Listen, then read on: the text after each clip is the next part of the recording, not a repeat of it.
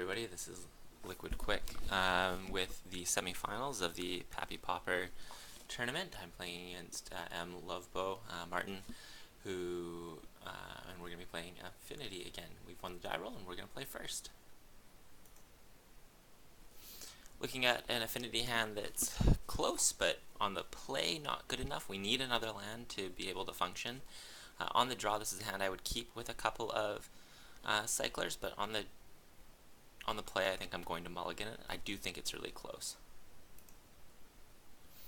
This 6 is not perfect because it doesn't have a way to produce these colors yet, but it does have lands in a redraw, so we will keep this hand. At this point, we have a lot of creatures that turn on the Spring-Leaf Drum, and once we turn that on, we're in very good shape. We'll keep. Prism on the top is good. We'll keep it. That turns on all of our spells as well. So we'll start with Seat and a Drum and pass over to Martin. Martin leads with a Tower and a Chromatic Sphere.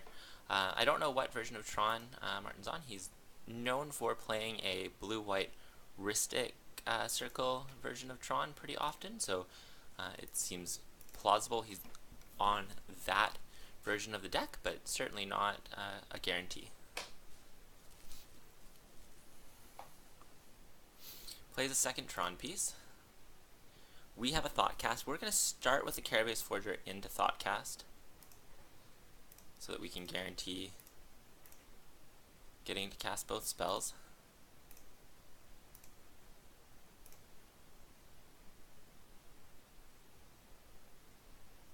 Find a land, we'll play it, and then we'll pass the turn back. The Sphere versions are often the ones with Fangren Marauders. Fangren Marauder is very good against me. It has natural Tron. We'll see what our opponent's able to put on the battlefield this turn.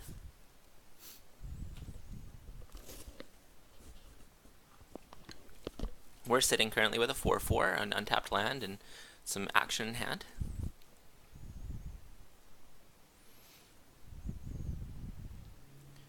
Looks like Martin's deciding how to tap. It does look like they've got a Fangren Marauder here. Yeah. So tough for us to beat this card. Not impossible.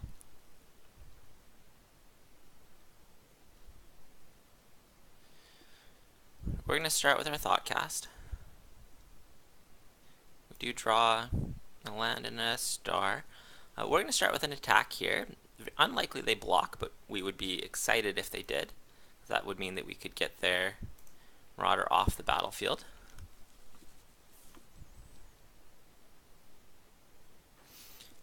They decline the opportunity to block, which is expected.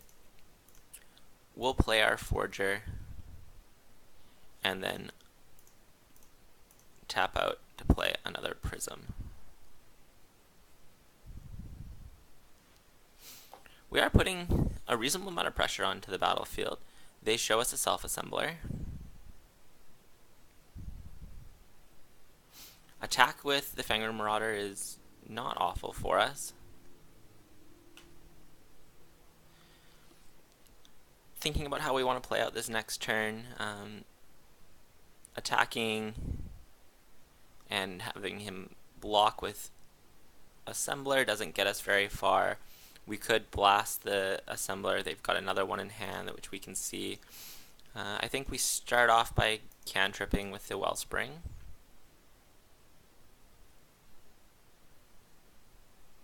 Find another land, and I think we'll cantrip again. At this point with 2 Prisms, it doesn't matter which lands we tap. We do find a Mirror Enforcer, which is a fine card. Deciding now how we want to attack. If we want to attack, if we just want to blast here, get in for 8, we put him to 13, which is reasonable. It also lets us add to the battlefield in a somewhat significant way. I think that's how we're going to go.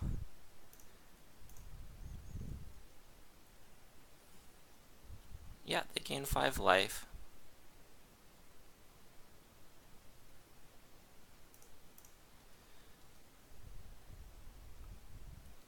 We'll put opponent down to 13.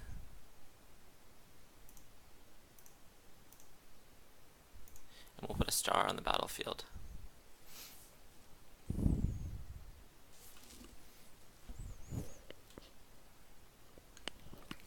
Opponent currently doesn't have access to colored mana, but now does have access to multiple self-assemblers this turn, which is tough for us.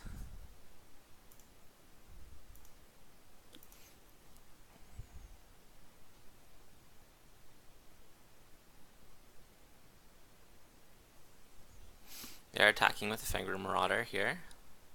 Oh, maybe not.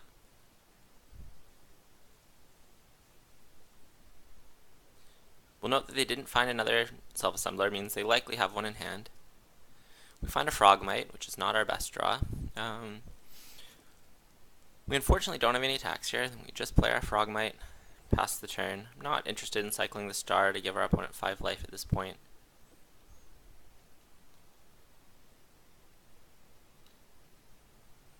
This is a game we're unlikely to win now, especially now that they found a sphere.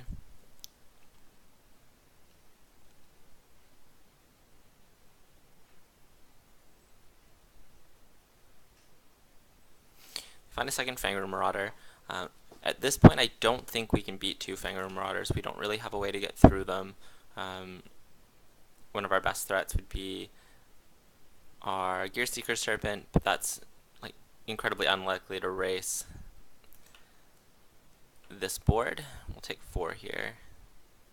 I'll take a look at one more draw step, but then I'm likely going to pack it in, as I don't see a way for us to get through these 2 Fenrir Marauders. That's too much life gain for us to battle, given that we are going to have to block these assemblers and give our opponent 10 life at this point. So let's concede this game and move on to game number 2.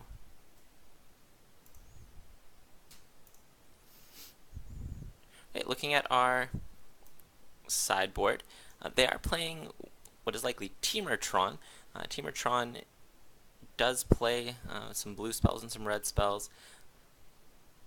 Does play a bunch of artifacts, but most of them are cycling artifacts, so our Ancient Grudge and our Gorilla Shaman aren't particularly useful. The Relic is fine because it does stop the Haunted Fengraphs.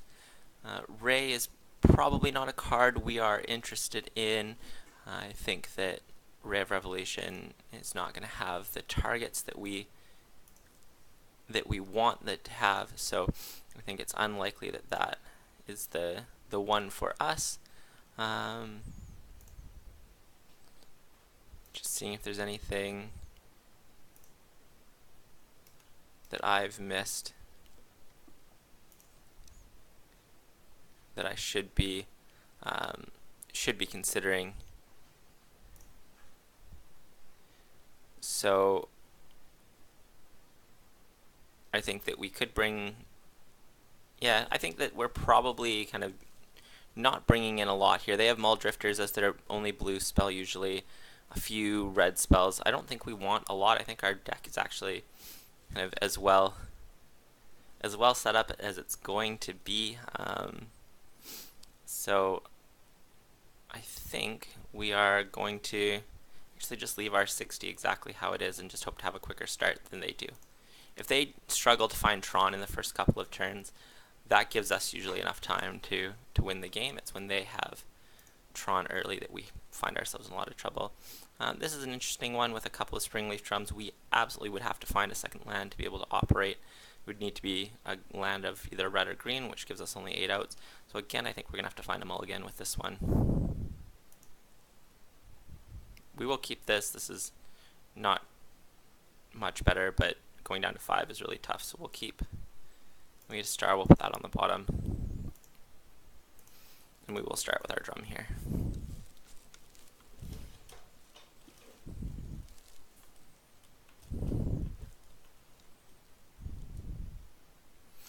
And they find a map and a Tron piece to start. Very likely they have all the Tron pieces that they need. We unfortunately have to start out with just a drum. But next turn we do get to Frogmite into Thoughtcast, and that's going to be a reasonably powerful play. So we go Frogmite, Thoughtcast, land. We're up to 5. We will get to play this Mirror Enforcer next turn. So we're not in awful shape now.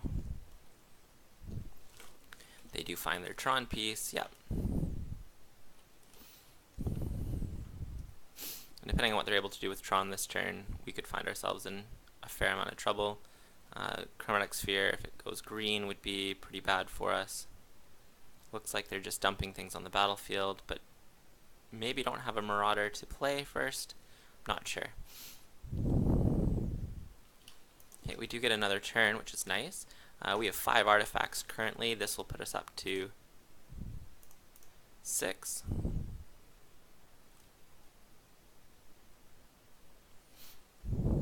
That will put us up to a 7th artifact. And then we can play 2 Mirror Enforcers. We do put our opponent on a 2-turn clock if they don't have a Fangren Marauder in hand. If they do have a Fangren Marauder, it's pretty unlikely we can win the game. They're playing a blue spell, which is nice for us. That's a Muldrifter, okay.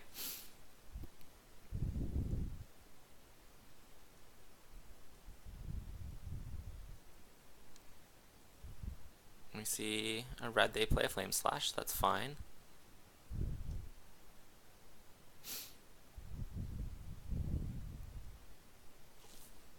And they play another Sphere. Lots of chances to cycle and look for things. Another Flame Slash.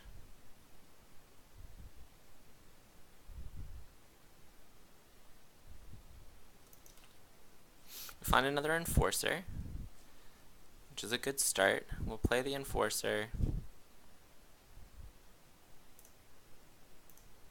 Cycle for green. Find a Thoughtcast. We'll play our Forger.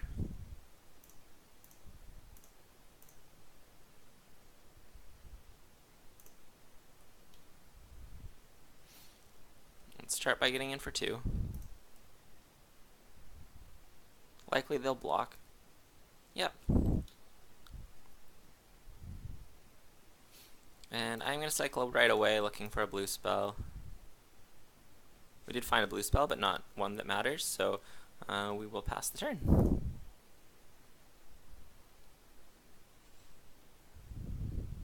Sack the map.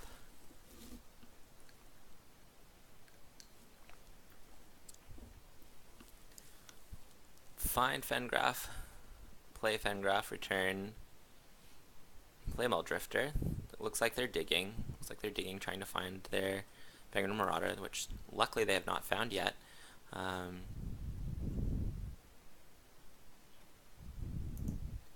We are going to start by making blue mana and casting Perilous Research, sacking the Wellspring. We find an Atog. Atog's excellent. This version does not run counter magic. They do run Circles of Protection. We will not be playing the Atog this turn. We will be attacking for 4.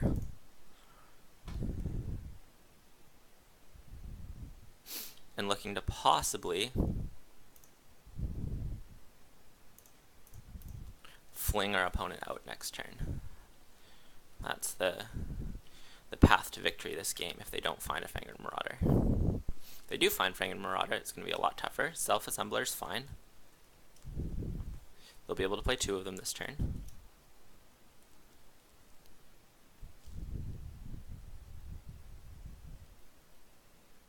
Another Assembler enters the battlefield.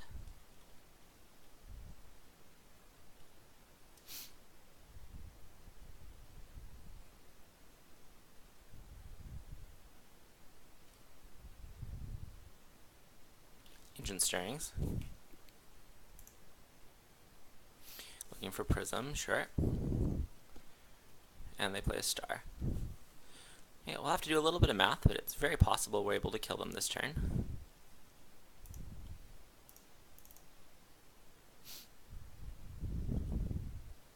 Alright, so we currently have 5, 6, 7, 8 artifacts on the battlefield. When we play our Atog, that would let it do 17 damage. We're going to be able to do 4 damage with a Forger, so let's play the Atog.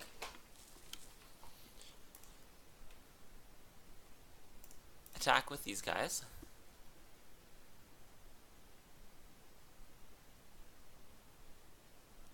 Perfect. We'll take that trade. Opponent will go down to 16, and then we will sacrifice our board and kill them.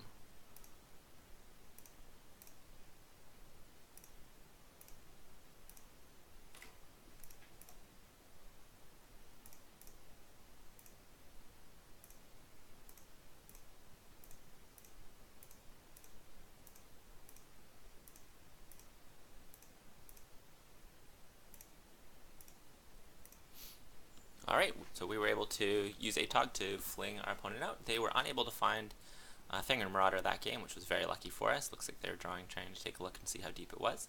And let's take a think about how we want to play game number 3.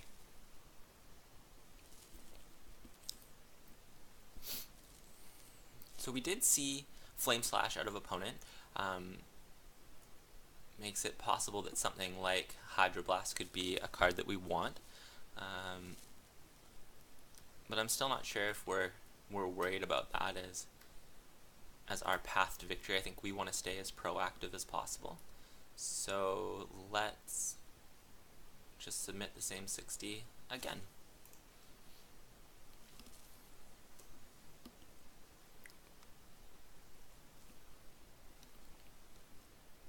We look at a hand here that's totally reasonable. That's going to let us cast a turn 2 Thoughtcast into turn 3 Mirror Enforcer, so we'll keep it. Opponents also kept their 7.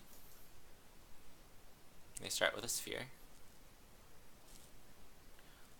We'll play our Seat and then a Husk.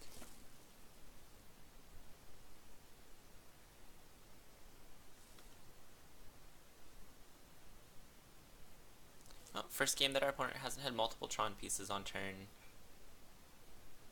2, and that's lucky for us. That means that we've potentially got a couple more turns before anything big and exciting happens. That will hopefully let us do something more aggressive or find some action before we get into the part of the game where we're in a lot of trouble. We'll start with a Star, Thoughtcast, find a Frogmite, and attack. That was a pretty good turn 2. We're now looking like we can cast multiple Thoughtcasts plus a Mirror Enforcer this turn. They do have 2 Tron pieces now. It's possible they'll have the 3rd next turn.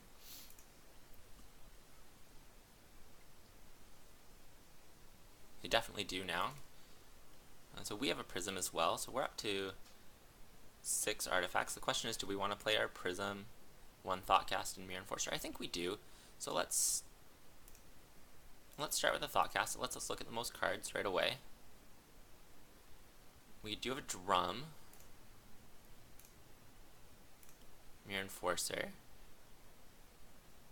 Now we can decide whether we want to play Perilous Research, sack the Star, or play Prism, or play Thoughtcast. We've got 3 options here. I think we want to play the Research. I think we want to get as deep as possible into our deck.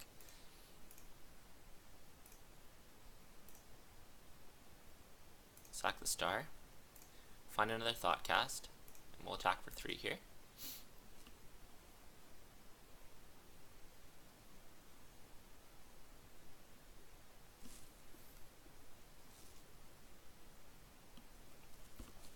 Martin does find Tron on turn 4 this time.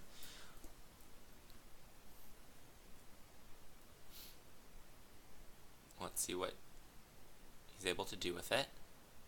We do have a pretty formidable board here. If he's unable to find Finger Marauder this turn, it's possible it'll be too late at that point.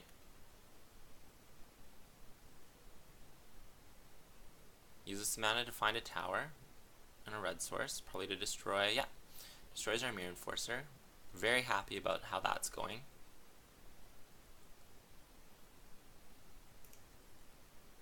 We can find another Perilous Research. We'll start out with a Thoughtcast. Find a Temur Battle Rage. We are going to play a Prism. Again, looking for more action. And we'll play another Thoughtcast. And then we will play our Flare Husk and attack for 4.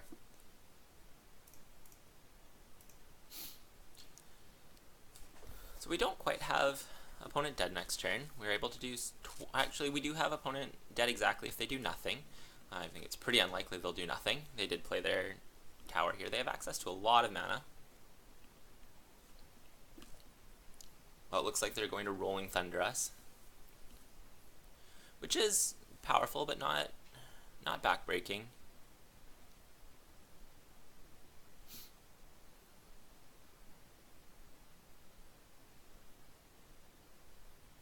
Oh, they're thinking it through. Maybe they're not going to Rolling Thunder us.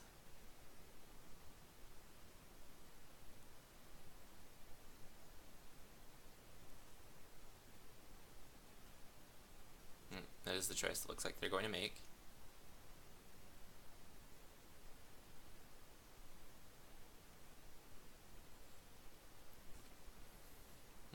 Again, still thinking. I wonder what other options. Excuse me. I wonder what other options Martin has. Clearly, an option where he chooses to play nothing. So, not sure there.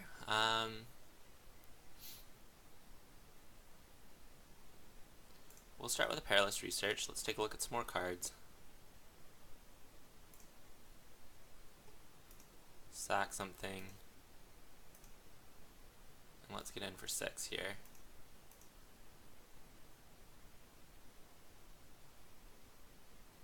So that's interesting. Chooses not to do anything here. Just deciding whether we want to try to go for the win right now or whether we think that it's likely that Martin has anything. It seems unlikely that they don't have anything given they passed all the mana up and have a pretty clear Rolling Thunder in their hand. I think we just do damage. Okay. So we will play the star. We'll star for green here.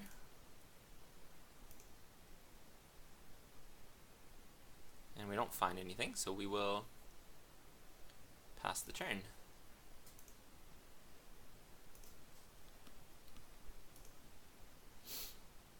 So interesting whether we had an actual chance to win the game right there or not. It was pretty interesting that Martin chose not to Rolling Thunder us last turn, or what they would have had in hand there. They do play Rolling Thunder this turn. That's fine.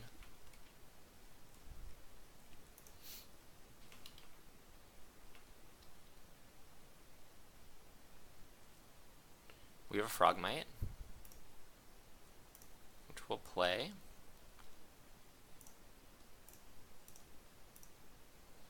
And we'll suit up.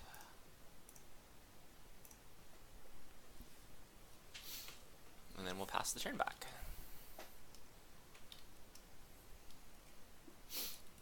Play another Prism. Looks like opponent's still digging.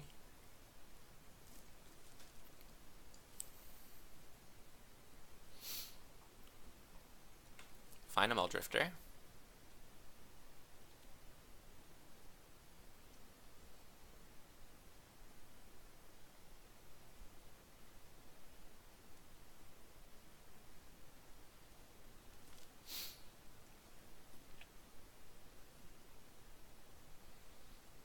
Find a Sphere.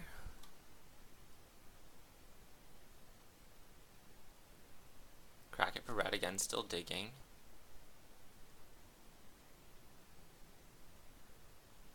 Green and Ancient Stirrings. See what they find with the Stirrings. They find a Self-Assembler.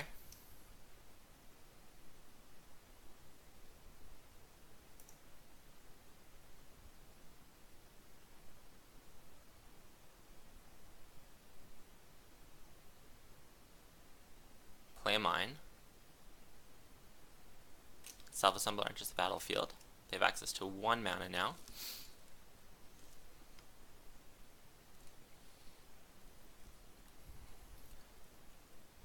So I believe we've won the game but I'm not ready to declare myself the winner just yet. We'll take a look at one more card. We do find an ATOG. Does ATOG change anything right now? I don't think it does. I think at this point we just go to combat and try to kill them.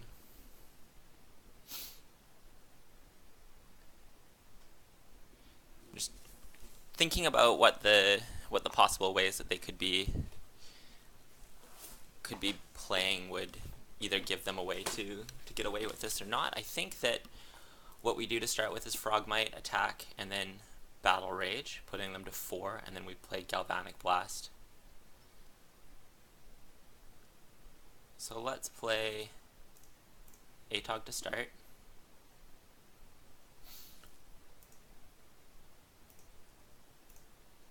Attack here.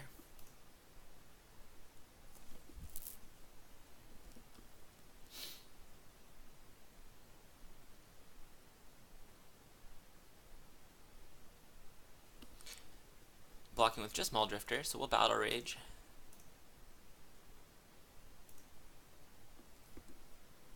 And that might be good enough to win us the game right now. They do have something. Might be the spell. Oh, they have a Hydroblast. Okay.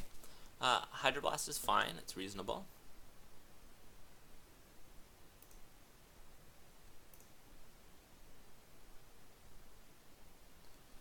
So we don't lose our Frogmite. We still have the Galvanic Blast in hand. They're going to be able to play a Self-Assembler next turn. Possibly 2. I don't know if they have 4 in their deck. Opponent plays Map. Searches with Map, maybe looking for Haunted Fengraf, which is what they find. Probably going to grab their Muldrifter again. Yeah.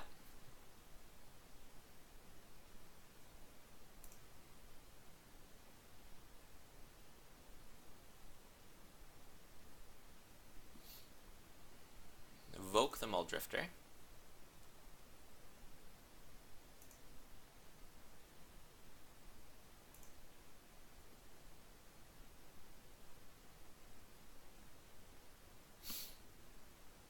Access to 6 mana currently.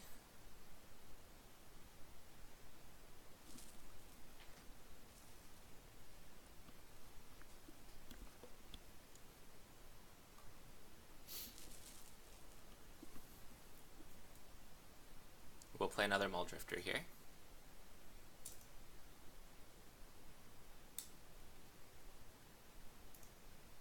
Again with 7 cards in hand, 1 mana. We'll probably Galvanic Blast them here. We'll Galvanic Blast the Self-Assembler.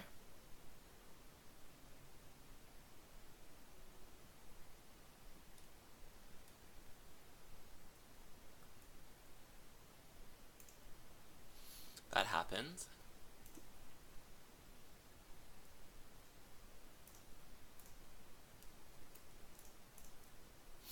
We're going to take a look with our Ichor Wellspring. We find a Serpent. And let's go to combat. They'll have to block the ATOG here. And go to 2. And then we can add a Serpent to the battlefield, which is unblockable, so they need to find a way to kill it, or else the match will go in our favor next turn.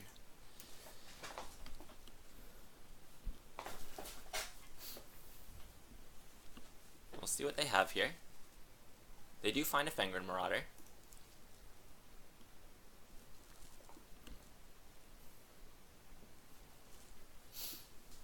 They need to have an artifact that they can sacrifice, or they have to kill my Frogmite to survive this next turn.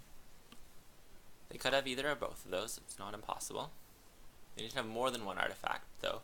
Muldrifter gives them a good chance. If they only have one artifact, we're able to move our 2 Flare Husks over. 5, 6, 7, 8. Yeah, we will have enough to to give unblockable and to attack with a Gearseeker Serpent. So they have one sphere here so far. That puts them back up to 7.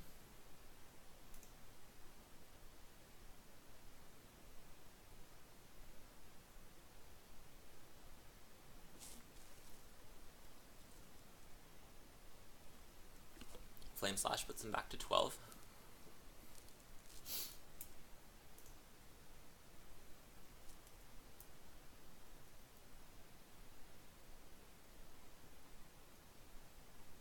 Another Flame Slash, so decision on whether we'd want to slash or to sack 2 things, let them go up to 22 to keep this alive or not. I think we just let it die. I think this is still a 2-turn clock for us.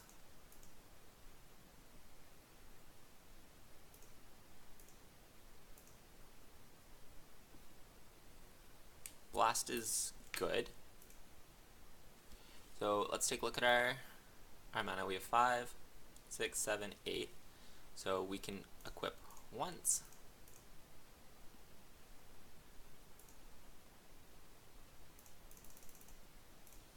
Give unblockable.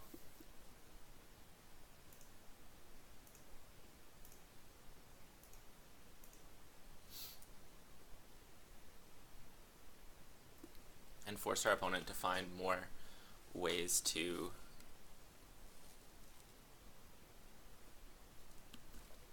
okay, so opponent has found a way to kill us, it looks like this turn, with their second Rolling Thunder.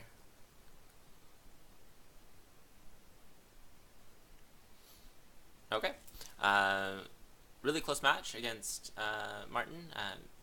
Finding the Fangren Marauder is clearly the key card to the match. Not finding one in the second game gave us a pretty good chance to keep into the match, and him finding one in games 1 and 3 made it a lot harder.